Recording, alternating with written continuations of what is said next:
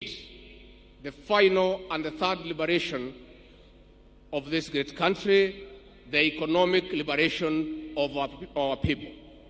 Your Excellency, we want to encourage you.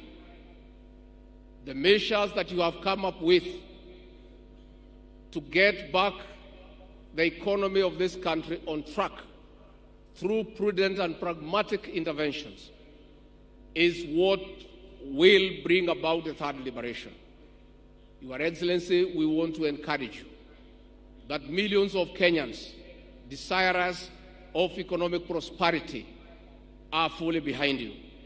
We want to encourage you that many Kenyans, though quiet, have confidence that the measures you have come up with will improve the welfare of the Kenyan people.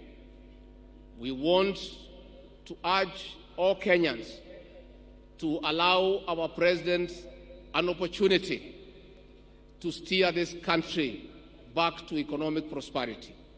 Your Excellency, we want to urge our leaders to continue being steadfast as they support all the legislative measures that your government has proposed in the National Assembly to allow this country to get away from public debt and fund our own development and recurrent expenditure.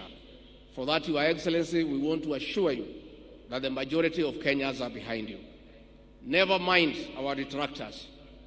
These detractors gave you no chance to succeed. As they see you making practical and pragmatic interventions, they are all over shouting and bringing a lot of propaganda, which is being enabled by the press. And we don't mind, because the press, as you all know, were part and parcel of the Azimio Brigade.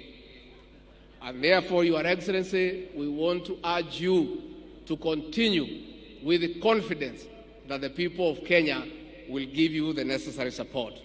It is now my humble pleasure and duty to welcome His Excellency President William Ruto, President of Kenya and Commander-in-Chief of the Defense Forces, to address